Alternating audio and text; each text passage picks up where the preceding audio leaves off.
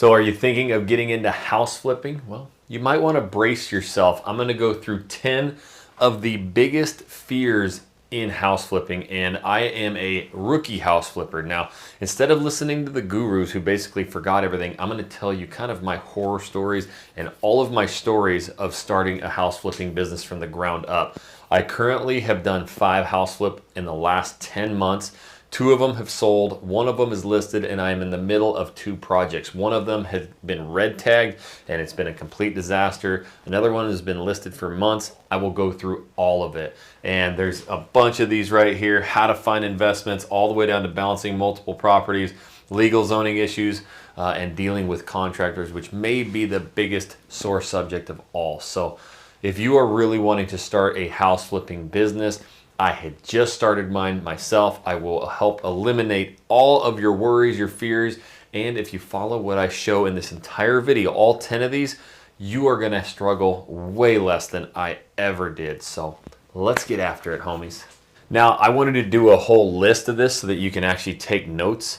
It might be a video that you go back and look at again so that you can kind of avoid these pitfalls, these frustrations. It seems that, you know, are inevitable, but if you listen to me and all the way through all 10 of them, I think you're going to go into every single project, even your first one, with a boatload more, not only knowledge, but confidence than me. So number 1 is high initial investment costs. So this was something that actually kept me out of flipping for probably, you know, 2 years, and maybe you too. Man, I just don't have enough money to get going. Now, the other issue with this is the other side of the spectrum. So there's so many gurus out there and there's so many programs of how you can get into flips with no money. I just personally believe you're gonna need a little bit of dough stacked up to do this, especially in the real estate market that we're in right now. You know, I don't have a watch on, but we're in October of 2024. It's been a brutal house flipping market, housing market. You know, and so you're going to need some cash, some capital behind to, you know, withstand a couple months. Now, I'm going to break this down into a little bit further detail, but with the high initial investment costs, here's one thing that I didn't know out of the gate, and a lot of you have been following me. I'm going to erase this. I'm going to kind of do one, and then I'll just erase all this. I'll do you a list, but hard money loans, I thought hard money when I first got into flipping was something that, like, it was a back alley deal. It was illegal. I just sounded like I was doing something wrong by getting a hard money loan. I now would never, ever, ever flip a property without a hard money loan. And you might think I'm crazy, but even the cheapest house that I have in Houston, Texas, I purchased it for $44,000, and the budget to fix it is going to be somewhere in that $60,000, $70,000 range. It's probably something that, you know, you could have inevitably maybe turned and flipped and sold, you know, right out of the gate. That's a hindsight thing. You know, I got this, it had some major foundation issues, it was leaning hard. I probably could have just like fixed it, fixed the drywall, relisted it. Hey, coulda, woulda, shoulda. But it was also a property that I thought, shoot, it's so small, you know, it's only 700, 800 square foot. My contractor's like, you know, I can bang this out in a week, basically. So we got, well, something happened. We'll talk about that a little bit later. But at the end of the day, I've got an investment sitting out there since January, February, March, about April or May. So, you know, we're talking now 5-6 months that you're having to pay. You know, I'm paying hard money loan payments on that, which is difficult, but that's also 5-6 months that you can't do initial investments. But I only had to come out of pocket about $9,000 on that one. And so if you have some money saved up, if you 30, 40, 50 grand, you can do one of these, you know, and you only have, if it's the right deal, about $9,000, $10,000, $11,000 down. If you look in my description, I've actually got a free calculator that lets you know exactly how much your closing costs will be. There's some really cool things on that. So that's actually Hard Money Joe. He's been on every video. He's explained this stuff. I've got videos breaking this stuff down.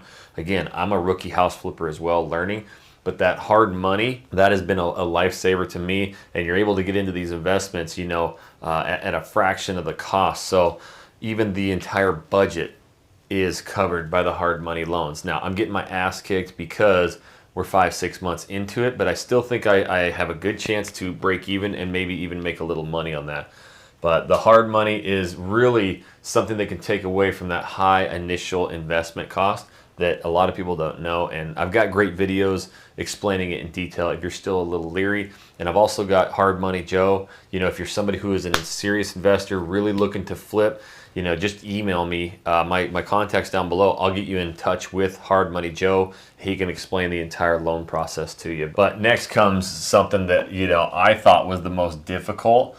And as we do more and more of the, you know, house flipping and it becomes more and more popular, the one thing that you kind of hear a lot of is that people have been doing this now and there's no more profitable properties. That is something that I thought too. I was like, man, there's no good properties around. And actually, when you first get into house flipping, it's actually kind of true. It's really difficult to find properties. As you know, do it more and more and you look at more and more properties and you meet more and more people, properties kind of come all the time. So there's really two ways that I have found the best to find properties. Number one is going to be wholesalers. I have videos on this. In fact, my second video that I ever put on this YouTube channel explained how I found my first flip from a wholesaler. I didn't even know what wholesalers were. I didn't even know how to find deals. I didn't know about hard money. I posted some stupid questions. Yes, I posted I didn't even know what I was doing in Facebook, and I started getting a bunch of people helping me. So I'm in your shoes. I literally didn't know anything, but I was tired of going 2-3 years of wanting to flip, never doing it. I finally just decided to do it. So one, wholesalers, that's the easiest way. You're gonna run into deals. I get 20 of them sent to me every day, but I think the best one is gonna be realtors. Realtors, all they care about is selling that property, getting a commission. So I would try to make as many relationships with real estate agents as possible. And as I've gone through this now, you know, even the agents who are on the other side of some of the deals I've done, I talk to them, hey, do you find investment properties? Man, they all do. And you could just like have conversations with them. They're looking to sell properties, right? So they talk to these people. These people call them, hey, I need to sell my house. It's in terrible shape, right? And so you're going to get way better deals out of real estate agents than you ever will out of wholesalers. Wholesalers are going to get as much money as they can out of that deal. And they're basically putting it out there knowing that it's a 70 to 75%, you know, deal. And so the world that I'm in of house flipping right now, you know, finding profitable properties, when you do the low, everybody thinks, oh, let's just go get the cheapest house we possibly can. These margins are going to be tighter. I'm actually going to completely flip-flop my entire house flipping strategy. So instead of buying like $50,000 or $150,000 homes, that's like the purchase price, not the ARV, not what you sell them for.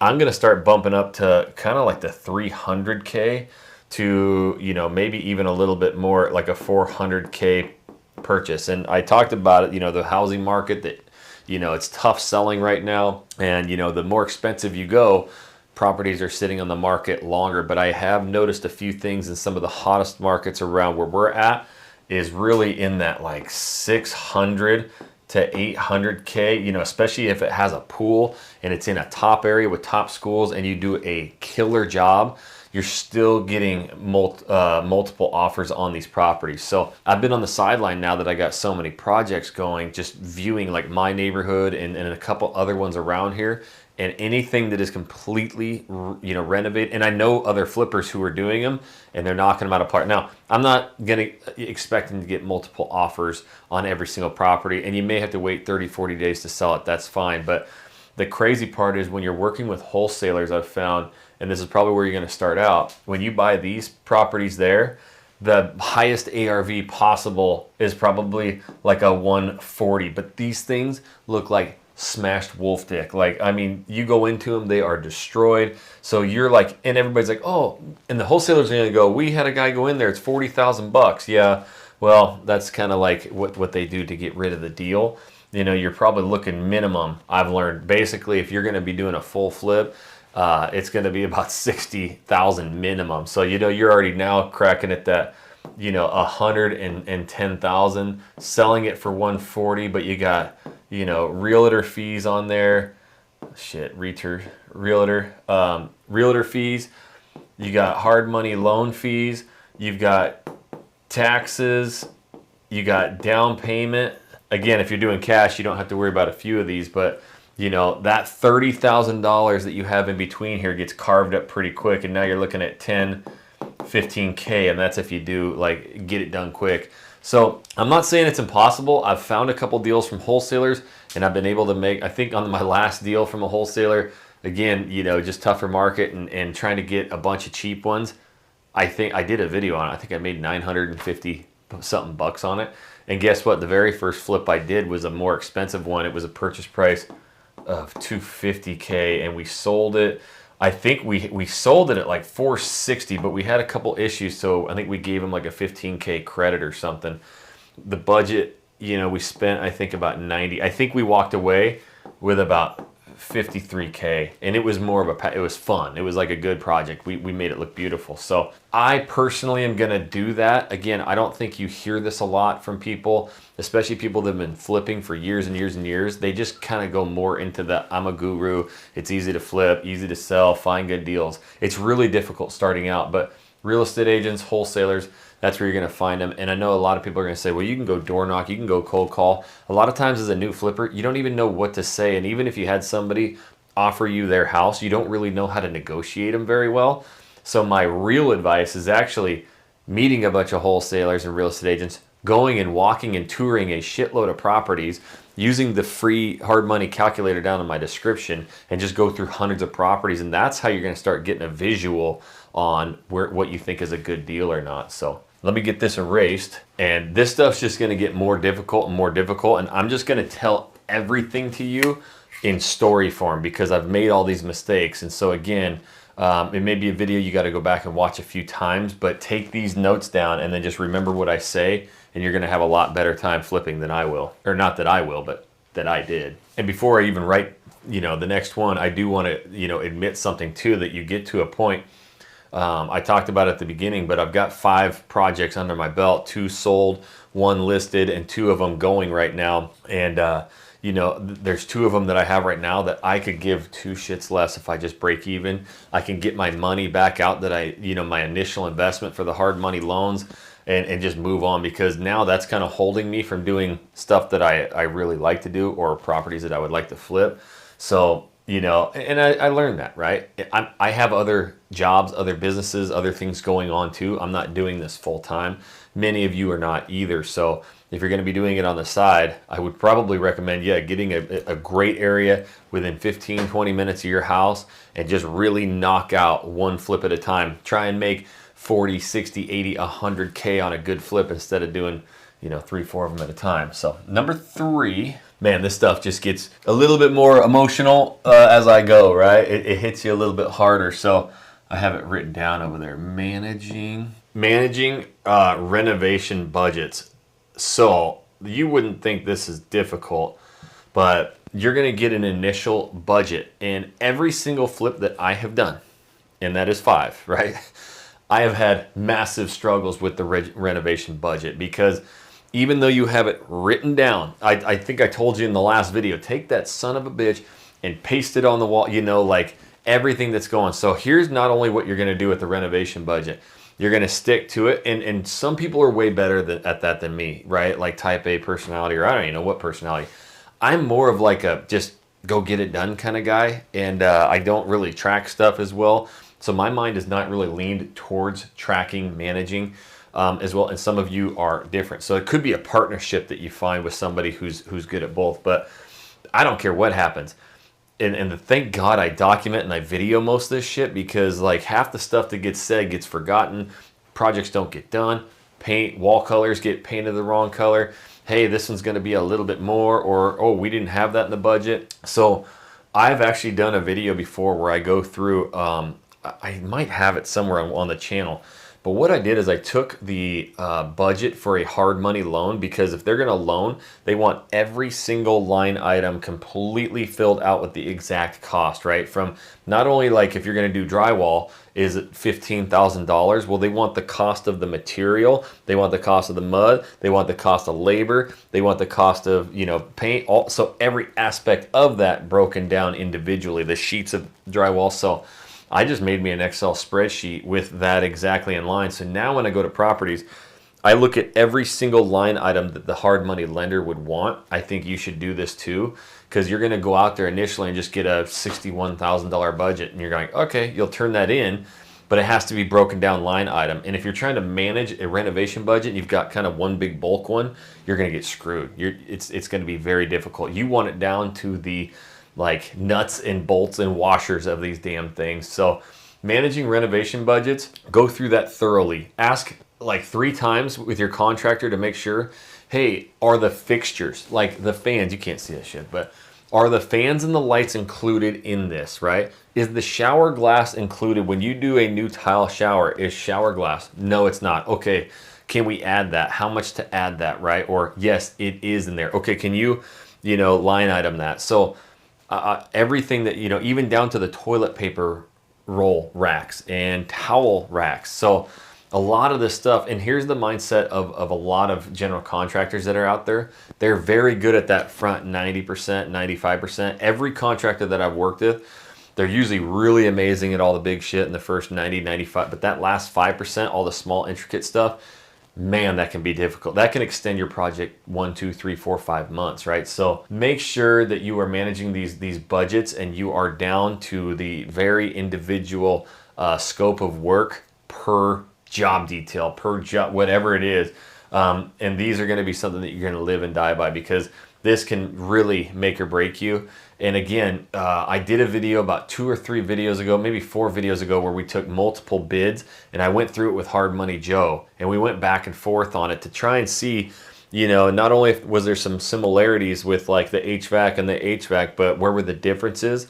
And also, we didn't want to go with the cheapest one. Sometimes going with the cheapest bid bites you in the ass the most, because you're going to end up having a bunch of costs later. So I would also have a lot of conversations if you're meeting a new contractor out there. And actually, when you meet with the wholesalers, a lot of times they have great contractors. Those guys do a lot of flips. They're really good. That's actually kind of the guy that we're using right now. His work is amazing. He's great with the city. The work got done quickly. He painted the wall color the wrong freaking color. That's, we should have, anyways.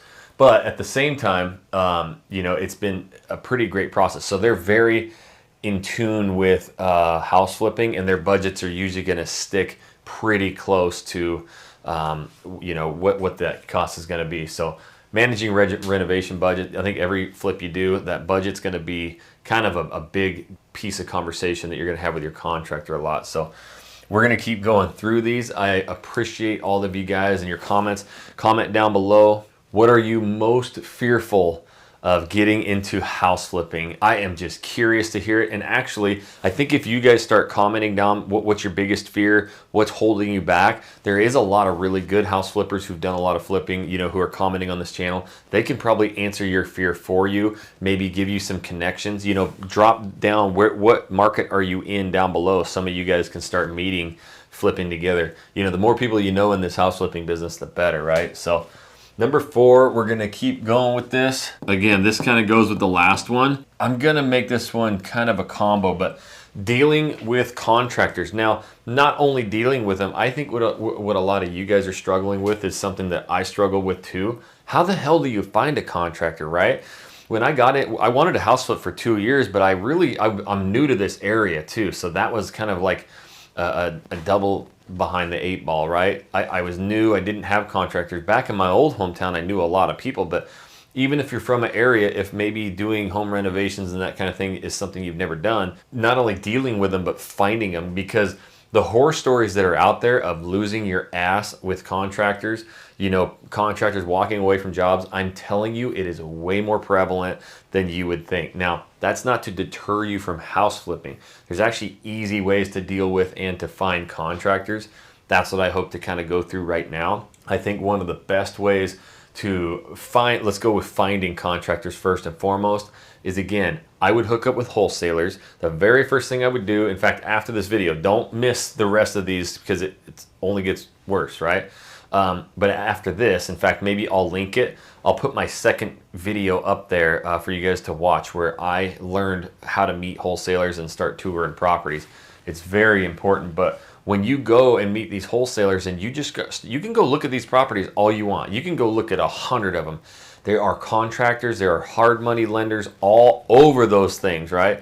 I could get millions of dollars thrown at me, you know, for projects because of all the hard money lenders that I've, you know, met. And even on this YouTube channel, when I go view properties, I've had multiple different contractors show up. You guys have seen that if you've been following me. And if you haven't, if you're new, I have been documenting my house flipping business from the ground up. I drag the camera with me every single day out there, you know, doing house flipping. So if you want a raw, honest channel, this is it. But I found them by meeting the wholesalers. And then from there, you can actually, you know, talk to that contractor. And they are usually, you know, people who do this.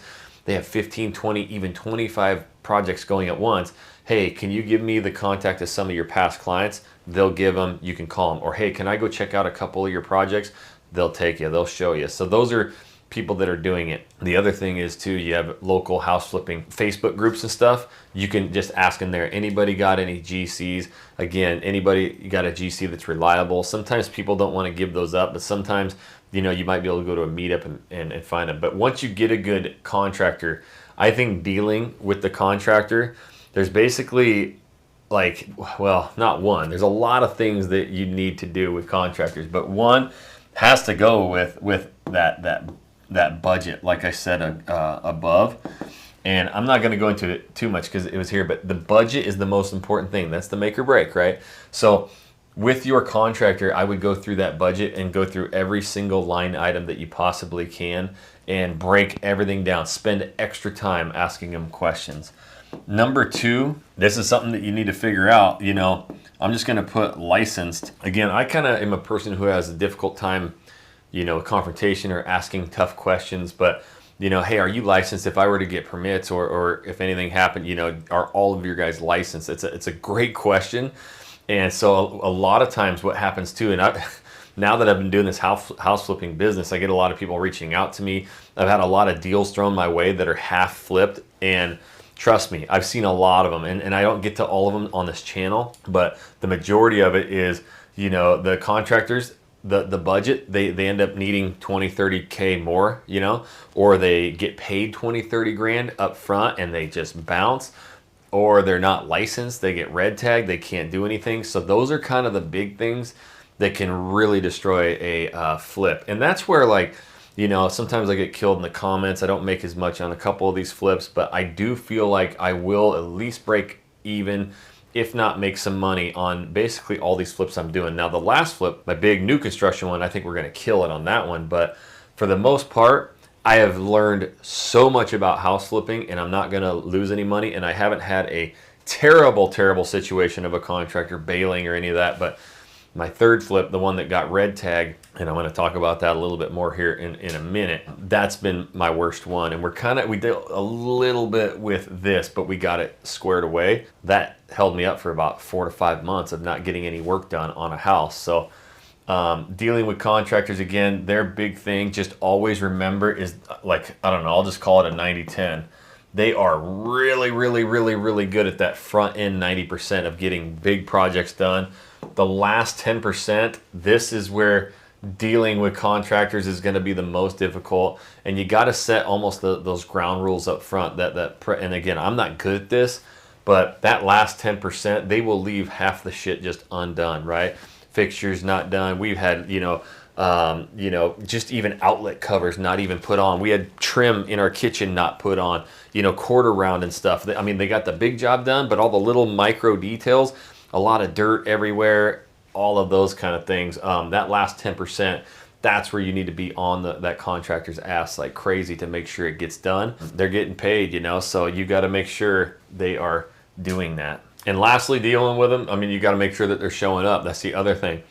You're going to start hearing a lot of family members get sick. You're going to hear a lot of workers they have getting car wrecks or, you know, getting sick. And I know it happens here and there, but, you know, we've had a couple contractors and man, you wouldn't believe how many people get sick and how often, and some unfortunate situations maybe that if it was true, it's all. Anyways, I don't want to say any more on that, but there's probably people laughing who are house flippers. There's a guy out in my yard right now. There's probably people who are house flippers out there laughing at that because a lot of people get sick in that industry, it sounds like, but I think it's just, you know, they couldn't make it or they took another job to go try and make $5 grand really quick. So anyways, let's move on. Oh man, this one. Have I gotten my ass kicked on this? Unexpected structural issues. This one happens almost every single time. Now, a lot of times, again, if you have a good contractor, so the one thing I do enjoy about the contractor that I've used on a bunch of my main flips, not on my last one, but the first 4, is any unexpected structural issue is really no big deal to him. I have kind of hyperventilated, had some very stressful times, but to him, that's where I really value him, because you guys, if you've been following me, I had a house, the one that's listed right now, that had termite damage, and I'm telling you, 70% of the house was gone. I mean, it was unbelievable. We had to end up buying like 300 something studs, completely reframe walls, do new ceilings. I mean, it was awful. Guess what? I learned a good lesson. That thing is listed right now. We just had to take a price reduction on it, about 10K, but I still think I have a chance to make, you know, a good little chunk of money on that one. But unexpected structural, so that's another thing, you know, dealing with contractors and renovation budgets.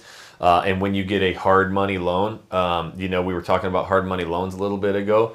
They're going to put in on a hard money loan, let's say, and this is just the one that I use with Joe.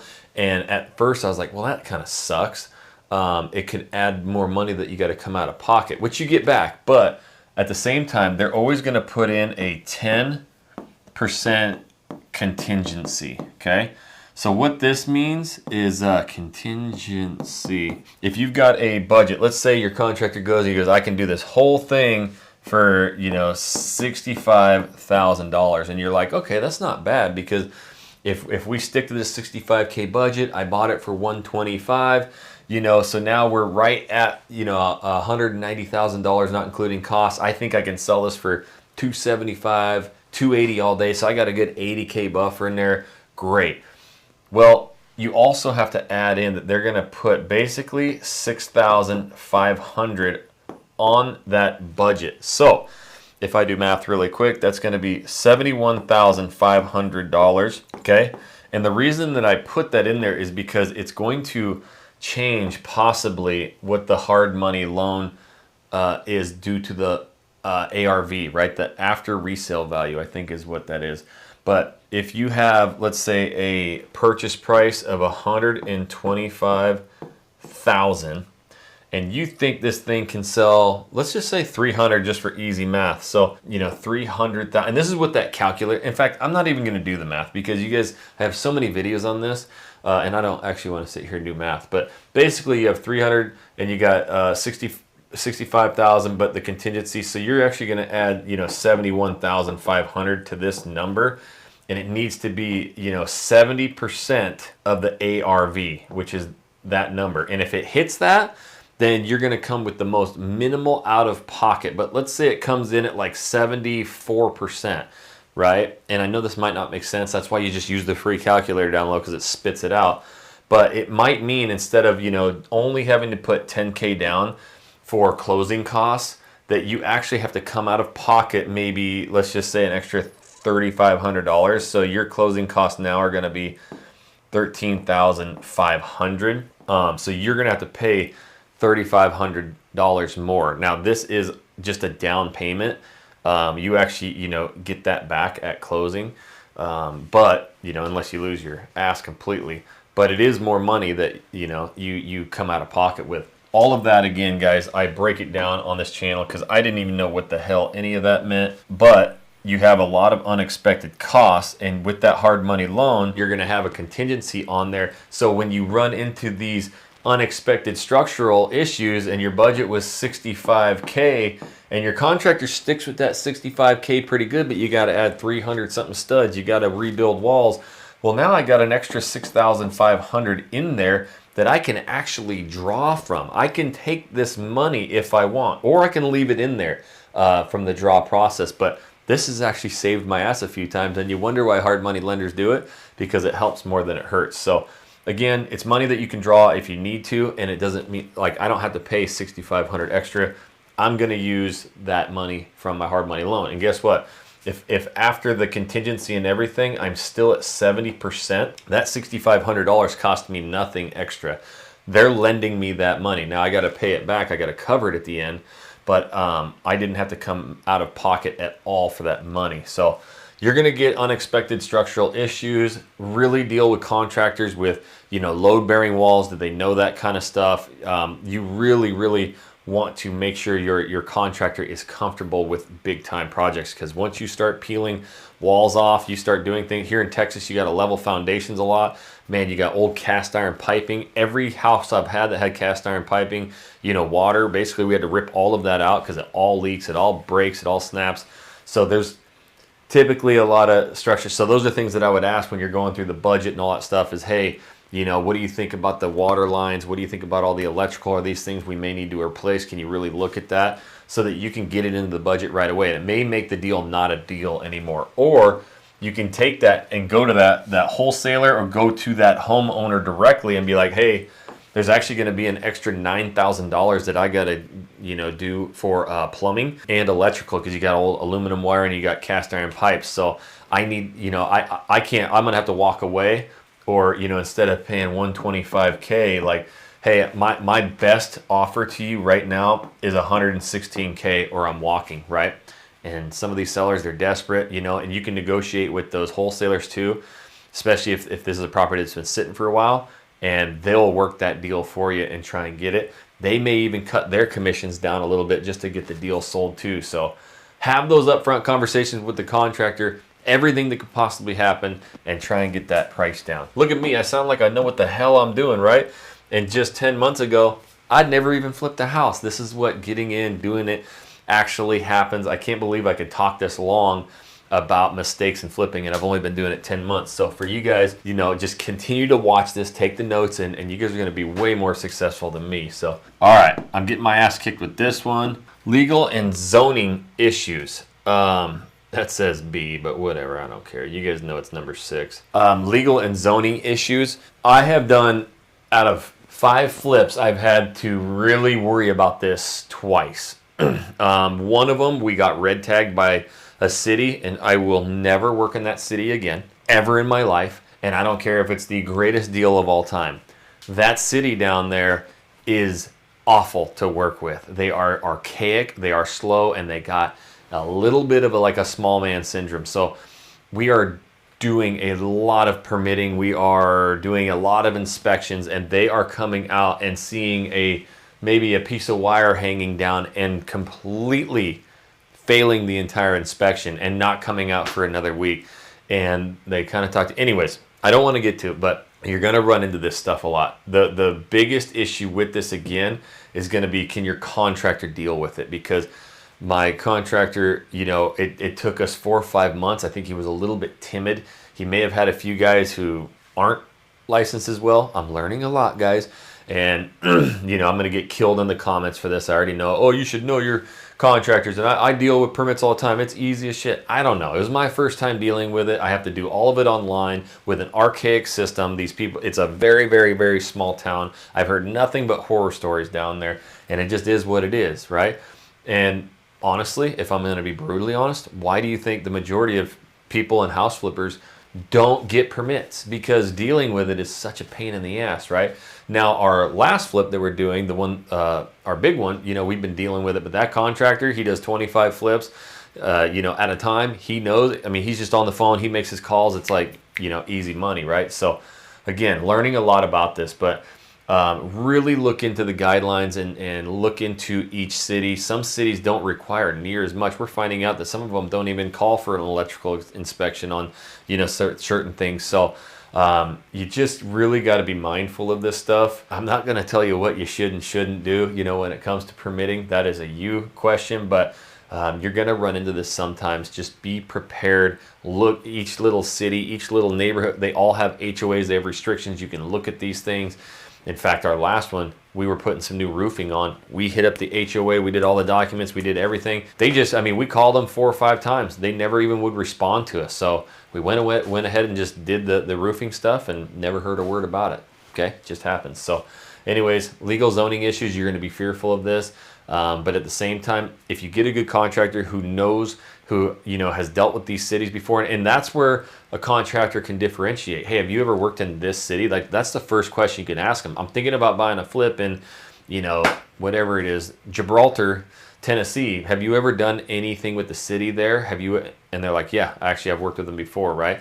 So that could be something that really helps you down the road in case you got to pull permits. Now, this is where it can start killing you, is time consuming projects. I've had good luck with almost all of mine going very quickly. Now, one of them, the one that got permits, we got red tagged. I think it was 4/15. So like I said, January, February, March, April. We're 5-6 months into it. Now, it was a purchase price of $44,000, a budget of about $65. So I think my payment on that is it's about $1K a month. So hey, I just got to factor in $6K of losses right now. Still got probably another 2-3 weeks because we're dealing with these permits, and we still got, we got to sell the damn thing. So this could bump up, almost to 8K. That comes right off your bottom line. So this is also another thing that I've seen a lot of properties, talk to a lot of people, and in the Facebook groups and what a lot of people try and send me deals all the time. And half the time it's because the project took too long, right? And here's a big problem, right? A lot of people will get into house flipping and they want to save money. So what do? They do the project themselves. They don't know how to do all this stuff. And that's where it can kill you too, because not only are you going to do shoddy, shitty work and it's going to look like hell, but it's going to take you way longer. So sometimes paying a little bit extra to have a GC or a contractor, especially if you don't have as much time to come in and just knock that thing out in a month or 2 months or whatever it is, 3 months, is better than holding it for 6 to 9 months, having a real estate market, change, hitting 6, 8, and this is a 44K. If you do maybe a 250 purchase price, more expensive markets, with an 80K budget, you're looking at a total of 330K loan. You're probably going to be paying. That was about what I did on my first one. I think my payments were close to $2,500 a month. So now when you start tacking on 6 months, 8 months, 9 months, you're starting to look at big chunks of money. So if you just did, just 5 months, you're at 12.5. If you did a 6 months, that's all reno, and to sell it, you're looking at basically what, $15,000 right off the bottom line. So this is going to terrify you at the end of the day. That's where, again, you find that good contractor who can get this work done quickly. And when we were interviewing him for our last one, that was kind of our thing was, hey, when are you available? One of them had more projects going and couldn't start for like 2 weeks. We really felt good about him. The other one was like, dude, I got a job down the road. I'm just finishing right here in spring. We've been dealing with the city already. We can actually have a guy here tomorrow. And I'm like, shoot, getting just an extra 2-3 week, 4 week head start on this stuff, that's big to the bottom line. So, that's a big thing. The time consuming projects can really eat you up, and you got to be mindful of that. So I've had, a few of them. Now I got one sitting that's not selling, and that's another issue, obviously, that we'll probably talk about. But number 8, this is something that you wouldn't really expect, but especially coming out of like COVID, and you remember when houses, multiple offers all the time. Get it into your head, we're never seeing COVID again. It's gone. In fact, even if interest rates start to dip, I just don't know if the housing market's going to go as crazy again. Fluctuating real estate markets, like average days on market now. The house that I'm selling, I just got the report for, I think it's 51 days. I've been on about 35, 40.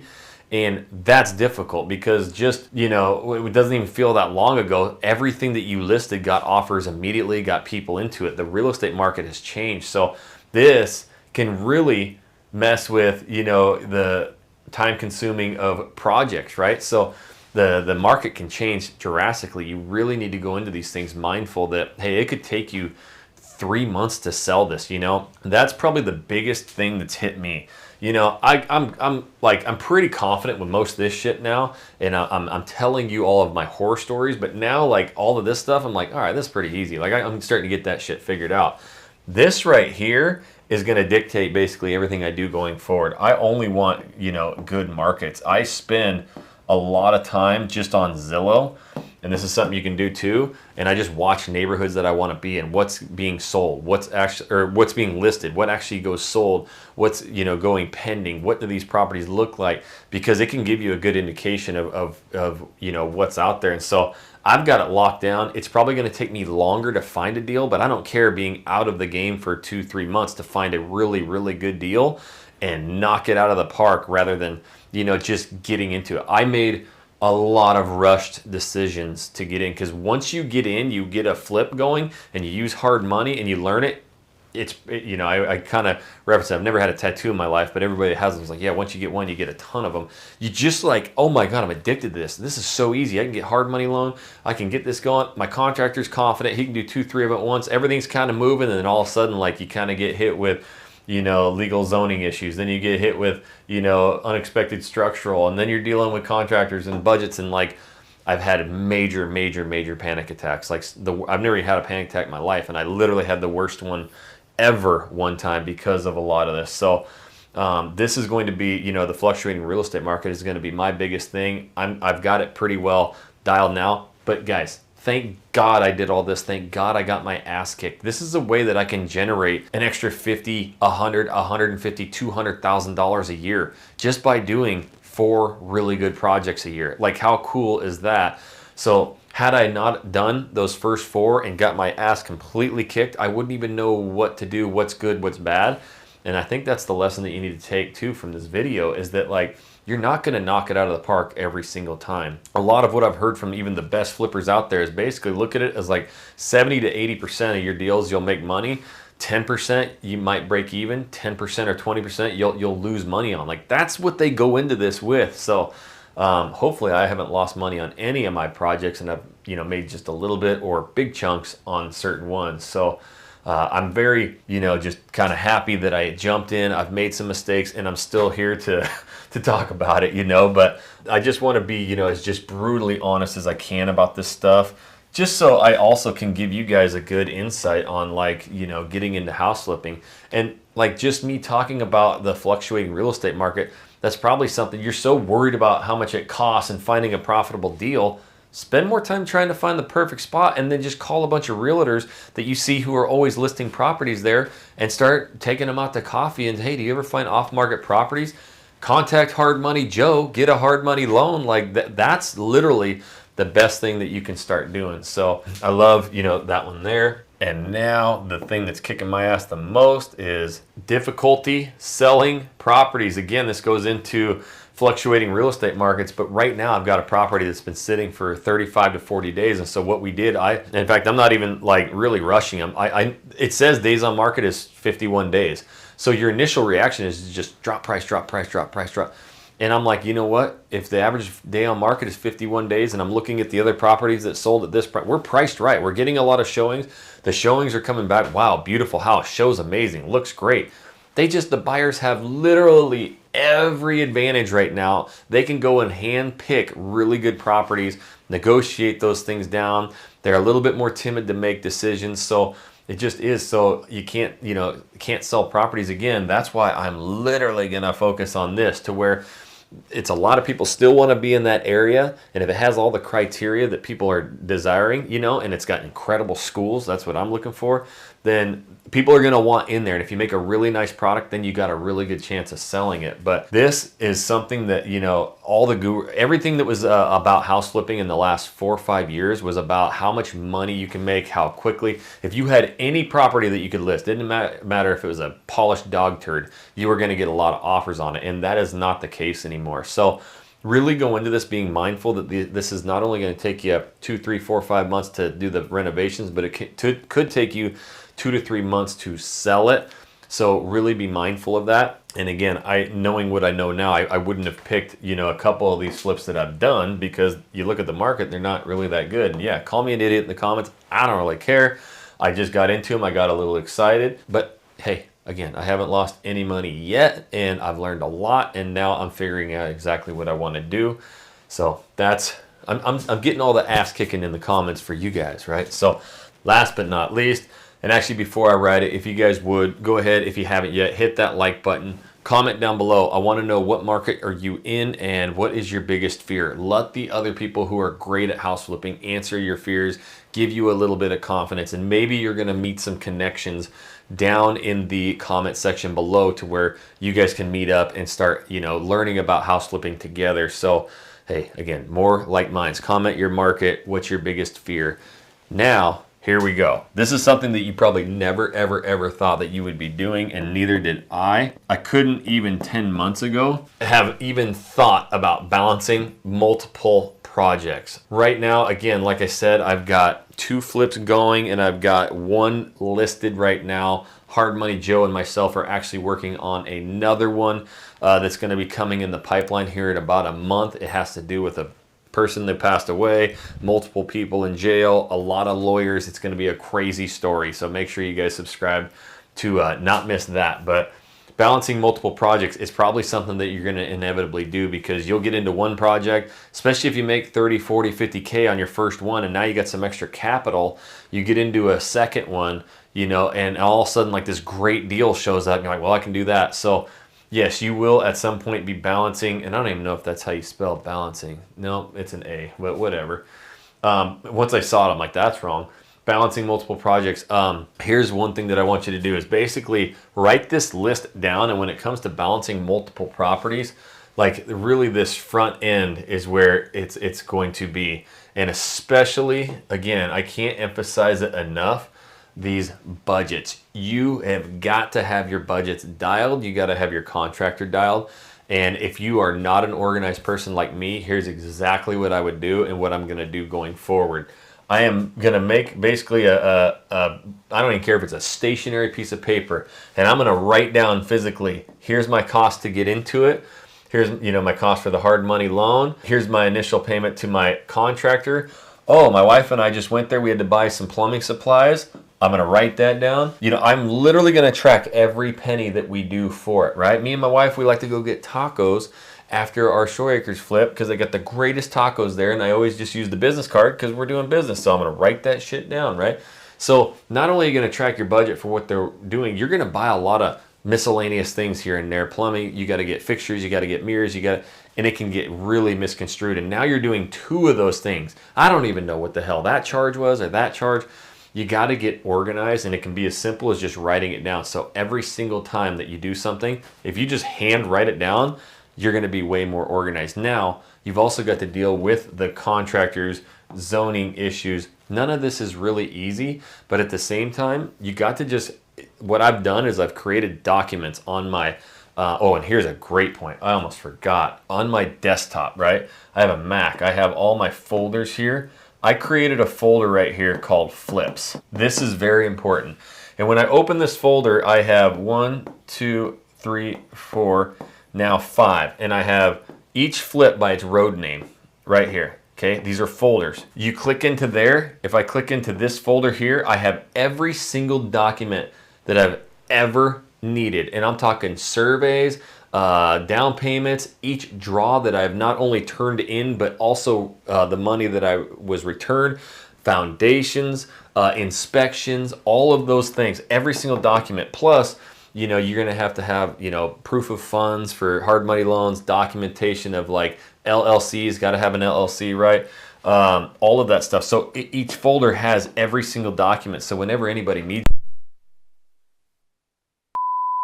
All right, sorry, my microphone died and I went on for 2 minutes and I didn't know it, but that's one way that I've been able to really balance multiple projects, because you got a lot of things firing back and forth. You track it in there, and that helps you to also track budgets, stay on task a little bit better too. But again, even if you're just doing one project, it's really, really imperative that you are staying organized to a certain extent. So again, some people don't have issues with, you know, staying organized. I tend to, but I will guarantee you at some point you're going to be doing multiple projects.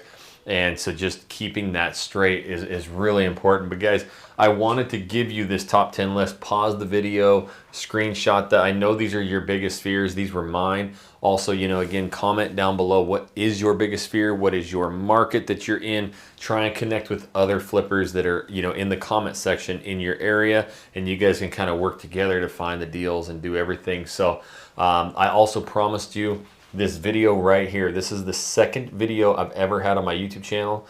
And this goes through how I found wholesalers, how I found Hard Money Joe, the stupid questions that I asked in Facebook groups, but exactly how you can get started. And again, that free hard money calculator is down below. And if you're looking for a hard money loan, hit up Hard Money Joe or me.